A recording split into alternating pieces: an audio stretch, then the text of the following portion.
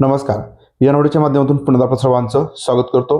तर पहा सीटेट परीक्षेविषयी आपण एक महत्त्वाची माहिती पाहणार आहोत की जी सीटेट परीक्षा आहे म्हणजे पहा सेंट्रलची टीईटी परीक्षा तर ही आपल्या महाराष्ट्र राज्यामध्ये पहा चालते का या संदर्भात बऱ्याच जणांना या ठिकाणी म्हणजे संभ्रम आहे. तर त्याच्याच विषयी या ठिकाणी पहा माहिती मी देणार आहे. पण ज्यांना या ठिकाणी माहिती आहे तर त्यांच्या बाबतीमध्ये या ठिकाणी म्हणजे हा व्हिडिओ तुम्ही पुढे नाही पाहिला तरीही चालेल. ज्यांना माहिती नाही तर ज्यांच्या मनामध्ये फार संभ्रम आहे तर त्यांच्यापर्यंत हा व्हिडिओ या ठिकाणी शेअर करा.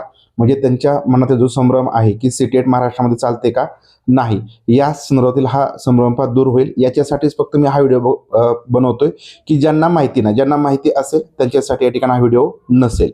तर बघा तुमच्या समोर पहा मी एक GR दाखवतोय. आता हा जो GR आहे हा महाराष्ट्र शासनाचा शालेय शिक्षण विभागाने काढलेला GR आहे. आता हा जो GR आहे हा 14 नोव्हेंबर 2017चा GR आहे. त्याच्यापूर्वी 23 जून 2017 रोजी एक शासनाने GR काढलेला होता की जी शिक्षक भरती आहे म्हणजे पवित्र पोर्टलमार्फत जी शिक्षक भरती आहे तर त्याच्यामध्ये कोणती शैक्षणिक आणि व्यावसायिक पात्रता आवश्यक असेल तर त्याच्यामध्ये फक्त महाराष्ट्र शासनाची टीईटी तर असाच उल्लेख होता. परंतु त्याच्यानंतर 14 नोव्हेंबर 2017 रोजी शालेय शिक्षण विभागाने हा एक शासन निर्णय निर्गमित केला आणि त्याच्यामध्ये स्पष्टपणे म्हटलेलं आहे की 23 जून 2017 रोजी जो काही शासन निर्णय काढलेला होता त्याच्यामध्ये जे वाक्य आहे की 7 नंबरचं की फक्त महाराष्ट्र शासनाची म्हणजे टीईटी फक्त एवढीच उत्तीर्ण असावी असा उल्लेख होता.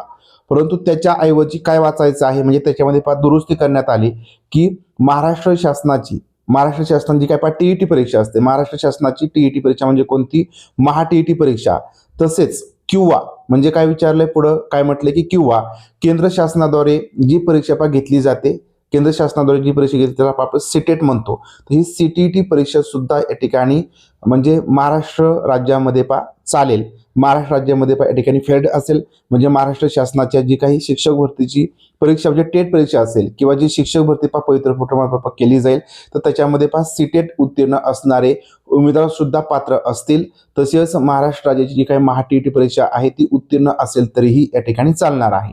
मग आता या ठिकाणी आपल्याला सगळ्यांना टीईटी परीक्षा कंपल्सरी असणार आहे. त्याच्यामुळे तुम्ही जर महाराष्ट्र शासनाची टीईटी परीक्षा उत्तीर्ण असाल तरीही चालेल, तुम्हाला सीटेट परीक्षा देण्याची आवश्यकता नसेल. तसेच जर तुम्ही सेंट्रलची सीटेट परीक्षा उत्तीर्ण असाल आणि महाराष्ट्र राज्याची टीईटी परीक्षा उत्तीर्ण नसाल तरीही तुम्हाला सीटेट चालेल आणि मग महाराष्ट्र शासनाची जी काही टीईटी परीक्षा आहे ती पुन्हा देण्याची आवश्यकता नाही. म्हणजे या दोन्हीपैकी तुम्ही कोणती परीक्षा एक उत्तीर्ण जरी झाला तरी या ठिकाणी चालेल. आता बऱ्याच जणांच्या बाबतीमध्ये असंही झालेलं आहे की महाराष्ट्र राज्याची जी काही टीईटी परीक्षा त्याच्यामधला पेपर 1 तुम्ही उत्तीर्ण झालेला आहात आणि सेंट्रलची जी काही सीटेट परीक्षा आता झाली 5-6 दिवसापूर्वी तर तो दुसरा पेपर तुम्ही उत्तीर्ण आहात तर मग सेंट्रलचा सीटेट तुम्हाला या ठिकाणी चालणार आहे, दुसरा पेपर चालणार आहे. तसेच तुम्ही महाराष्ट्राची जी काही टीईटी पेपर 1 आहे तर तो या ठिकाणी तुमचा कन्सिडर केला जाईल. म्हणजे लक्षात घ्या तुम्हाला परत परीक्षा देण्याची आवश्यकता नाही.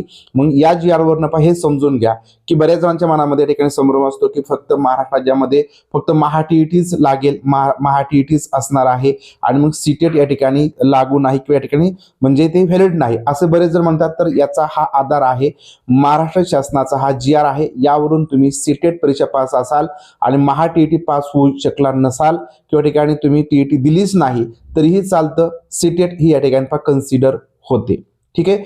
बघा तुमच्या मनात हा जो संभ्रम दूर झालेला असेल तर व्हिडिओ नक्की लाईक करा आणि अशाच प्रकारचे माहितीपूर्ण व्हिडिओज पाहण्यासाठी बघा जे काही शासनाचे GR असतात त्या GR अनुसार मी माहिती देत असतो. बरेच जण या ठिकाणी वेगळ्या प्रकारच्या काही कमेंट्स टाकतात परंतु या ठिकाणी लक्षात घ्या GR तुम्ही स्वतः बघा.